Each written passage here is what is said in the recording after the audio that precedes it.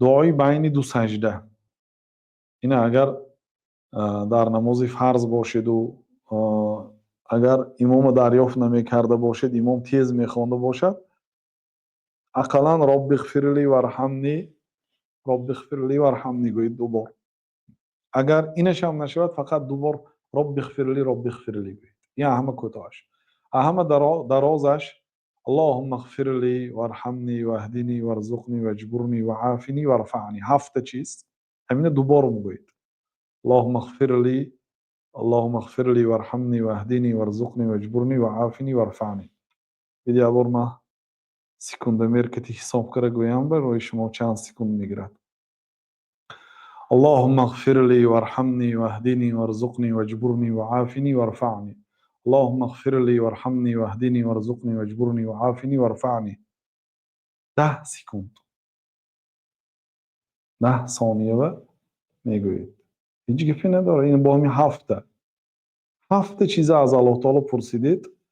در بعضی روایت ابن ماجه این حدیث در سنن ابو داود و ترمذی و ابن ماجه و احمد آمده است. در دیگر کتاب‌ها هم به لفظ‌های گوناگون آمده است. روایت ابن ماجه گفتن که فإن هؤلاء یجمعن لك دینک و دنیا. اگر همین دعاهای کنی، تمام دین و دنیا تا جمع کردی. هیچی نماند مگر هم پرسیدی اللهم اغفر لی، ای الله مرا گناهامو مغفرت کن. یعنی تا امروز گناهی که کردم بخش. اگر گناهاتون الله تعالی بخشد، برای چی جزا میده؟ الله تعالی جزا نمیدهد به گناهی که نکردید. خب ارحمنی، من مهربانی کن، رحم کن. بعضی علما در معناش گفتن که یعنی دیگه گناه نکنم من بعد. خب دیگه من بعد گناه نکنید، برای چی الله تعالی شما را جزا دهد؟ الله تعالی آدم گناه نکردگی را جزا نمیدهد. اللهم اغفر لی وارحمنی واهدنی، من به راه راست هدایت کن. بهترین دعا. اللهم اهدنی وارزقنی، رزق مرا وسع کن. و وجبرنی، کمبودی های مرا پر کن. چی مینوس ها دارید، کمبودی ها دارید، اما پر کنی الله.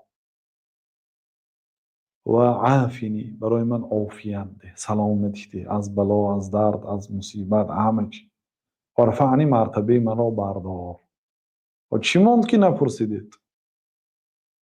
در 10 ثانیه دو بار میگوید، یعنی 5 ثانیگی، شاید 4 ثانیگی بگویید. برای که من کمتر اهمیت ندادم. خلاصه شاید 8 ثانیه بگویید. هیچ کپی ندارد. هم نمازتان درست میشد، هم این چیزایی میپرسید از الله تعالی.